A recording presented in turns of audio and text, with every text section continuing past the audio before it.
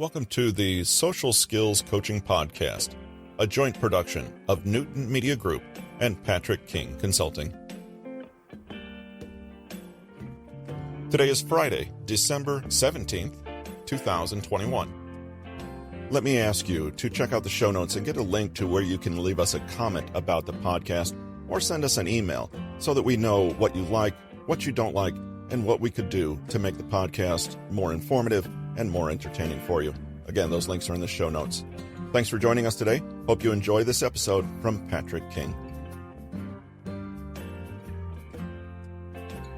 The curse of inappropriate expectations.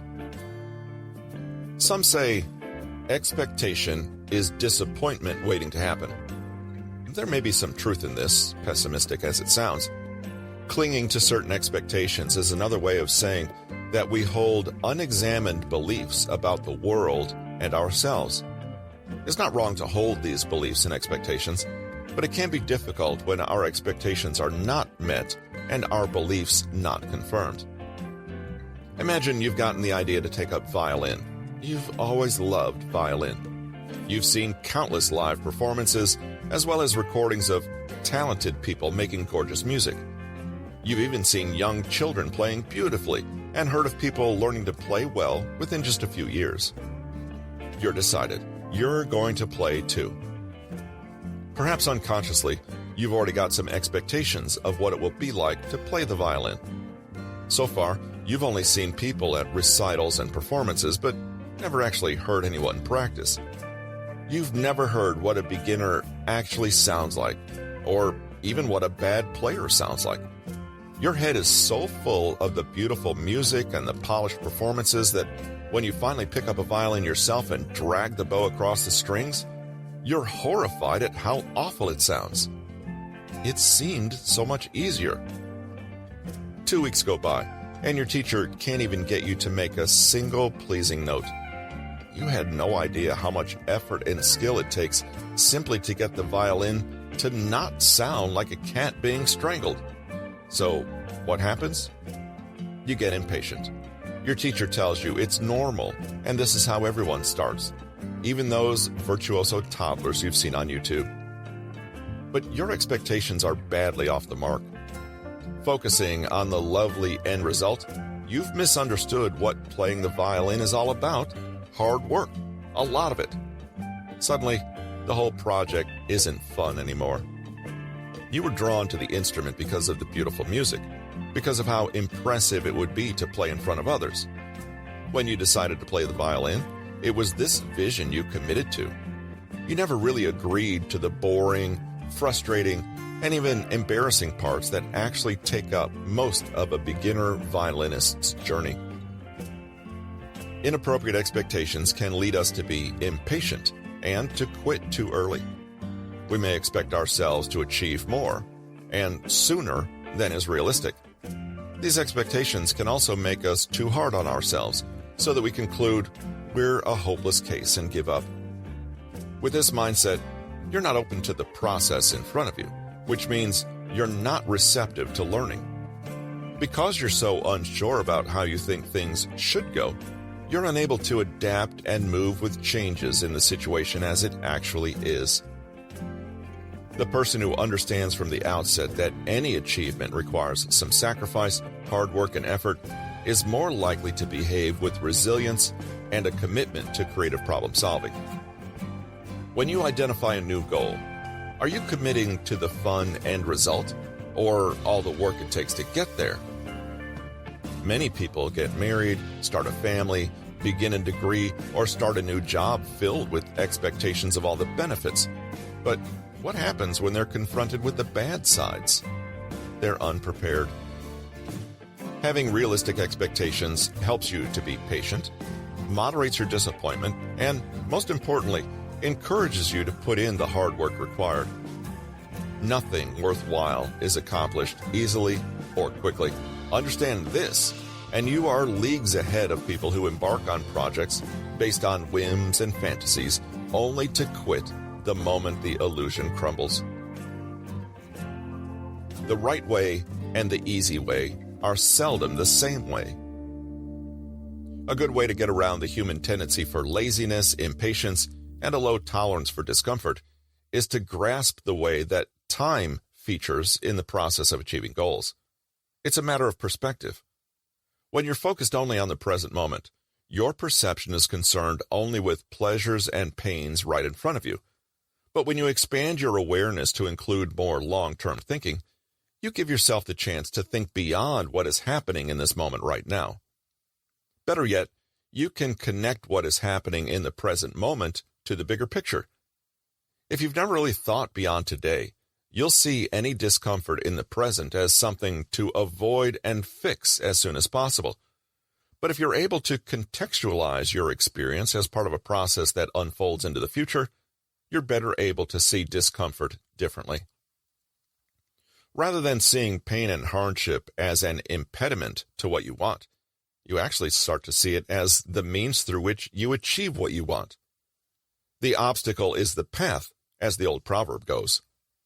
Unless you have a broad enough view, you can never look at difficulty and discomfort this way.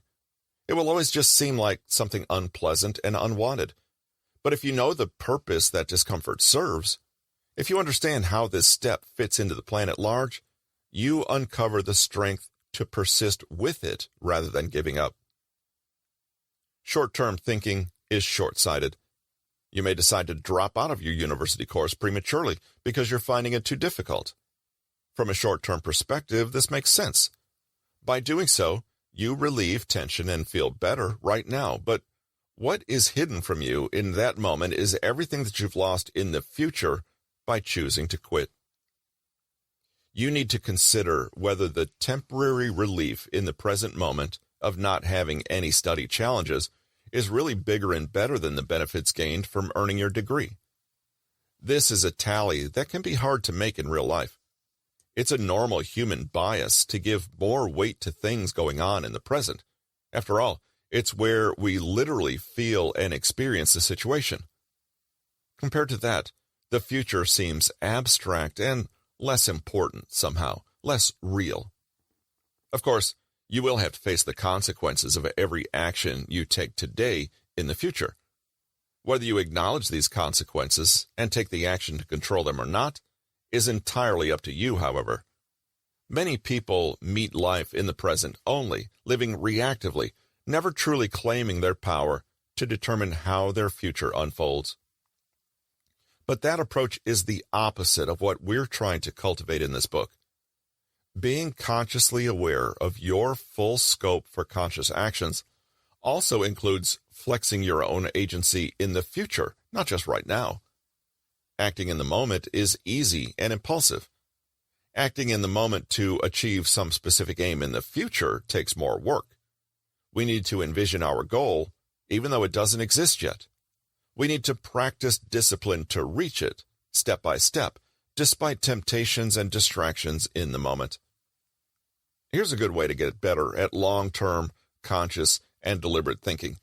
Remind yourself that the easy path only seems like what you want. In the longer term, it's usually the easy path that is least satisfying, impressive, or lasting. We don't often think of it in this way, but the trade-off is always between the small win now and the big win later. Is a life of endless little moments of self-indulgence really worth more than one of achievement, growth, and satisfaction? In the moment, the small temptation always seems more attractive, and the long-term reward always seems flimsy, far off, and uninspiring. But the trick to delayed gratification is realizing that this is an illusion. The easy path is often the path we don't really want, if only we look closely and are honest with ourselves. There isn't a single famous person in history, no great scientist, prolific artist, esteemed philanthropist, or genius philosopher who got that way by choosing the easy path over the hard one. In fact, how many admired historical figures achieved fame and respect because of their ability to endure hardship, to stick to their vision even during the tough times, and to perform the challenging and groundbreaking feats that their peers were incapable of? What is difficult and challenging is so often precisely what is optimal. Sow today what you want to reap tomorrow. Be satisfied with small, humble steps today, because you know that in time, they add up to something truly wonderful.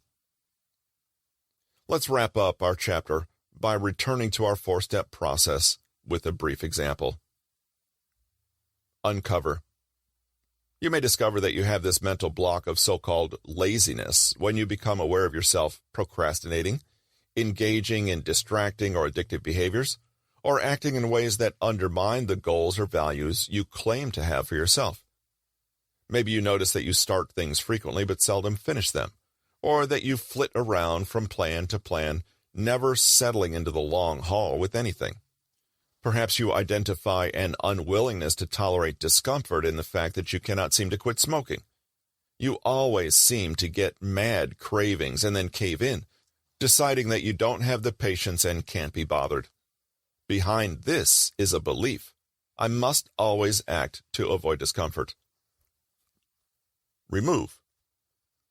By gently challenging this belief when it crops up, you can gradually start to replace it with a healthier one. I am willing to endure discomfort to achieve what's important to me. Whether it's with nicotine cravings or any other temptation in life, you can start questioning the belief that change should be easy or simple. You can also regularly remind yourself that short-term indulgence is no longer going to be enough for you. You stop looking for magic tricks or quick cures. You adjust your expectations. To quit smoking, sooner or later you're going to have to go through your discomfort. Reduce. Being unwilling to tolerate discomfort is not always a bad thing. In fact, with more conscious attention, you may become aware of something interesting, that you've been ignoring discomfort all along. The discomfort of being out of breath and having a horrible smoker's cough. Tolerating what's bad for us doesn't make sense. Learning to put up with the discomfort of living a life we know is wrong for us is not a virtue. Ironically, learning to tolerate the discomfort we consciously choose can also leave us feeling more empowered to say no to discomfort that doesn't serve us. Transform. How on earth could you transform a smoking habit into something useful? The great thing about any bad habit is that it's still a habit, one that you can leverage for good.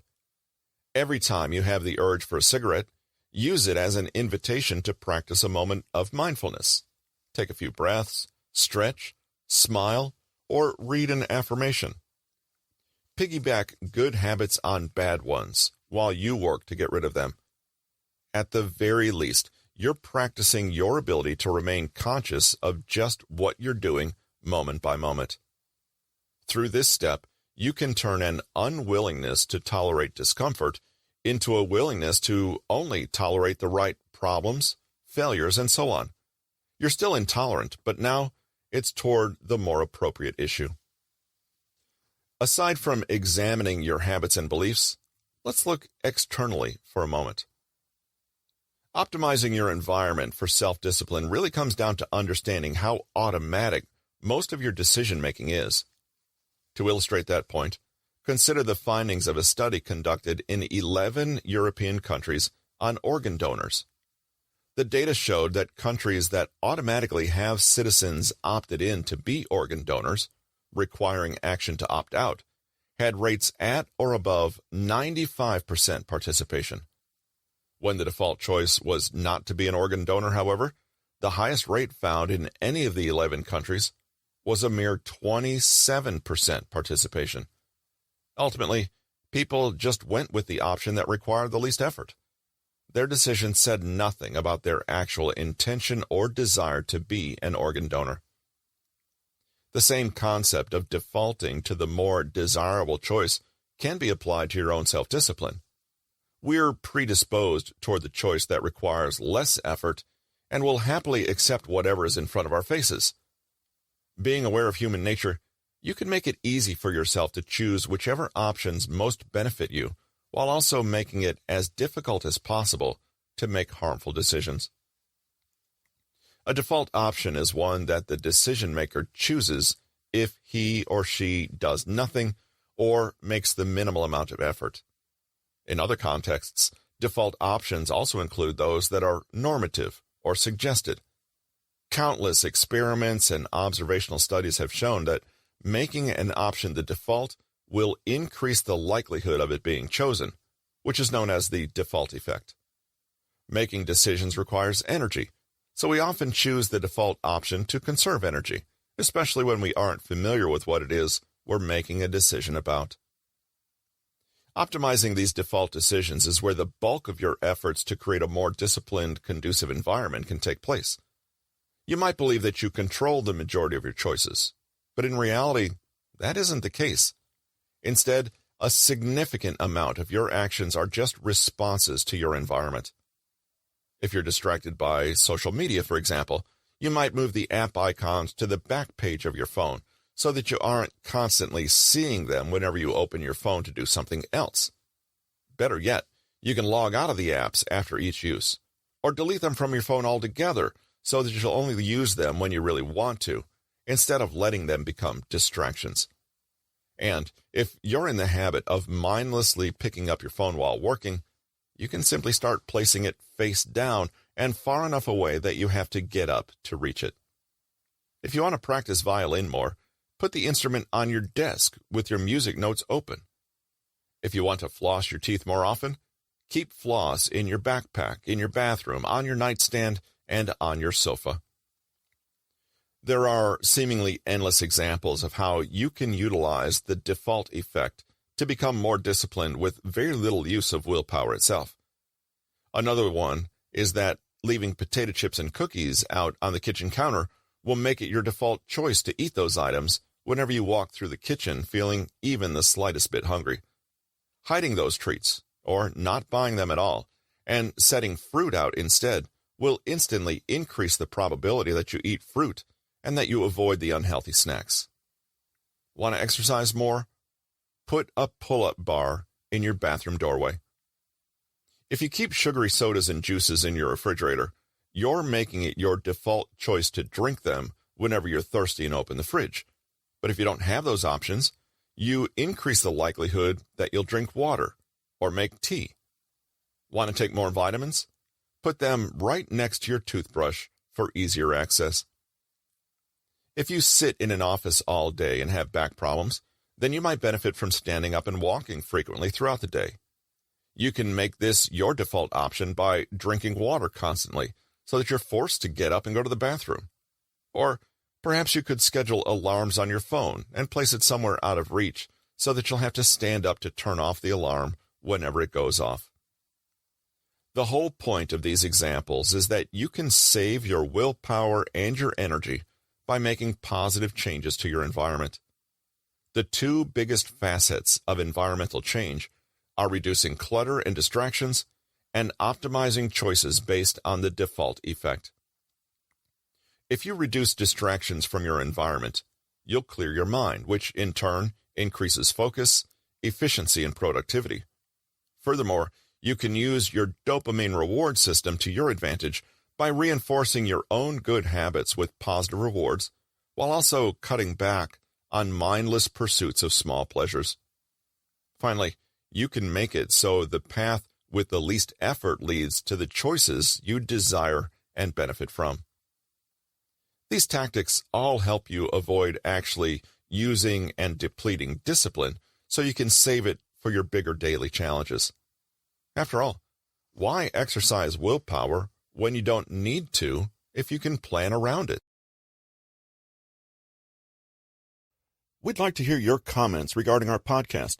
Please take a moment, send us your comments or questions to kingpodcast@newtonmg.com or visit bit.ly/pkcomment.